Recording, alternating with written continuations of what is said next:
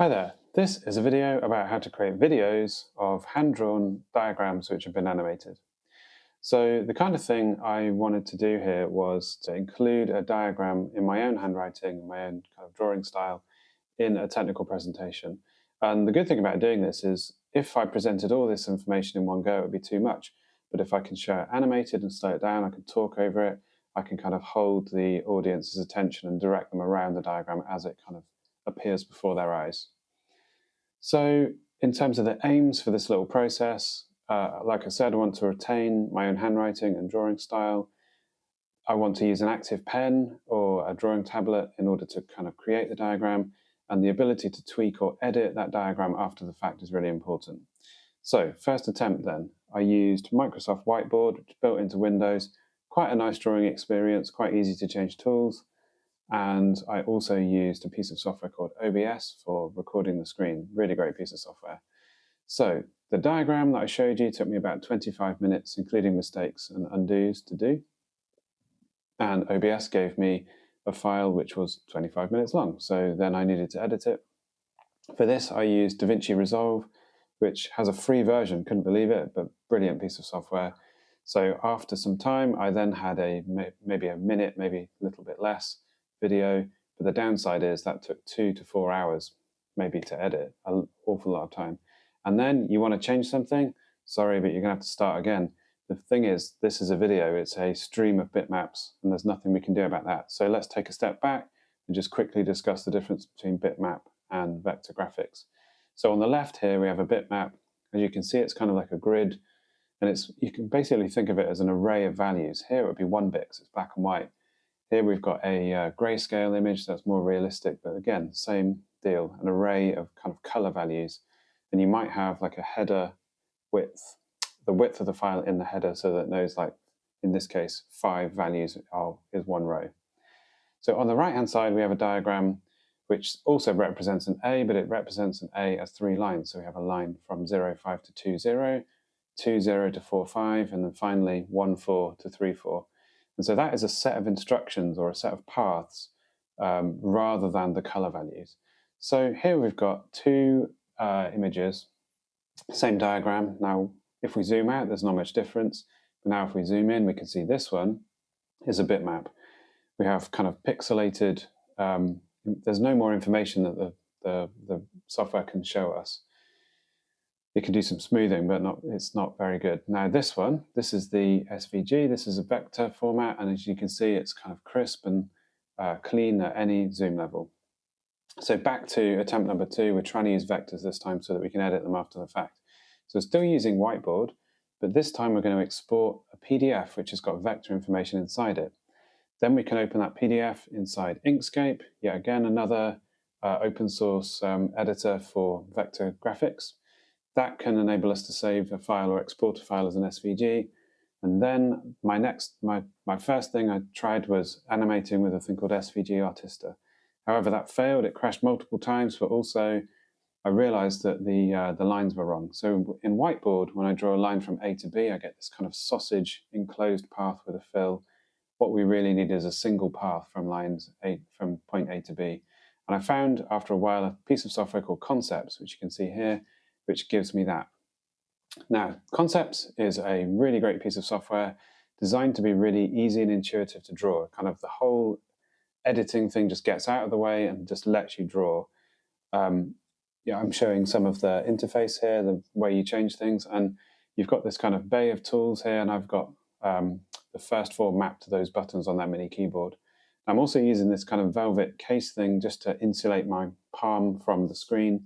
You can turn touch off for drawing, but it's still useful to be able to do pan and zoom using your finger. So this just enables my palm not to touch and interfere whilst I'm drawing. So I'm just drawing here a really basic kind of diagram, the kind of thing that I'm trying to do. You can see I'm using that mini keyboard to just quickly switch tools, and it's a really nice experience, really fast workflow for creating these diagrams. People will be able to create really nice artistic things far better than I can, but for me, it's also just really good at drawing this type of diagram. So this will be our test file.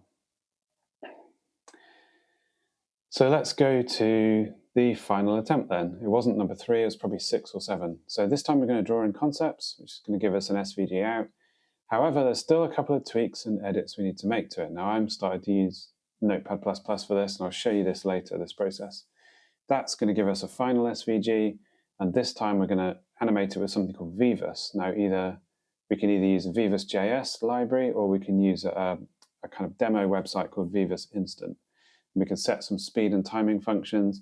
And again, I'm using that trick of using OBS to record the screen, and that's going to give me a video straight out of it. Now that video doesn't need any editing because it is literally just the animation. It might need topping and tailing, but it's just ready to add into a presentation or video editor.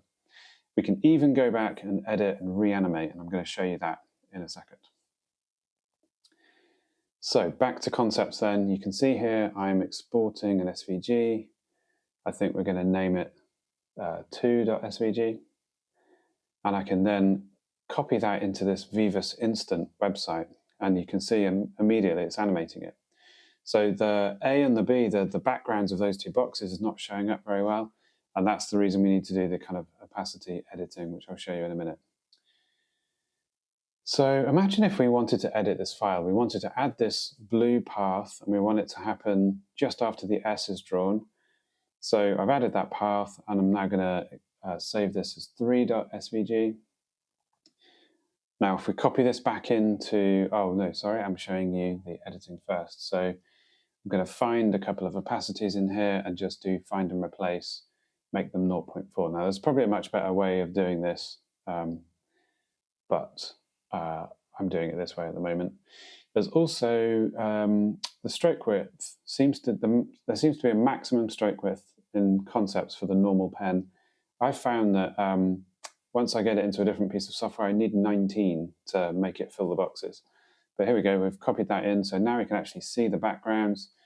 But like we thought, the blue box is going to be drawn last because it's the last thing we added. Remember, a vector is a list of paths, a list of instructions. The last one we added was will be at the bottom.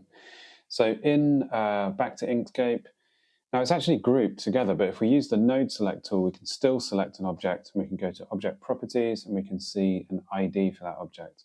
Now Inkscape also has a really great feature, which is an XML editor. It shows you that vector as XML. So the path that we've got selected is, unsurprisingly, the last one in the list. So what we now need to do is go and find the item that we want to place it after. So if we select the S here, we can notice that the stroke starts with 20021. If we go back to the XML editor, we can go and find that in the path. So you can see here it's about 9 from the top. We can then go right back to the bottom, pick up that last item, and then reorder it in the list. This is a great feature. I only just discovered this, but this is really good. So you can just place it underneath the node that we know we want to put it in, and save that. And now we can put it back into Vivus Instant. So remember, it's 3.svg, paste it back in, and you can see the blue box was drawn immediately after the S, not at the end. There's a couple of different settings here. This is delayed start, I think. We'll show synchronous as well. So yeah, really cool animated diagrams. So what have I shown you? I've shown you concepts, which can be found at concepts.app. Now, I paid 25 quid for the pro version, which enables me to do those SVG exports. That's for life, by the way. So OBS for recording your screen, great piece of software. All of these are brilliant. Inkscape from inkscape.org. Vivus, so you've got the GitHub page there where the JS library lives, and also the Vivus Instant address there as well. DaVinci Resolve for video editing, that comes from Blackmagic, and it has a free version, and then Notepad++ as well. So thanks for watching, and I hope you find this helpful. Thank you. Bye-bye.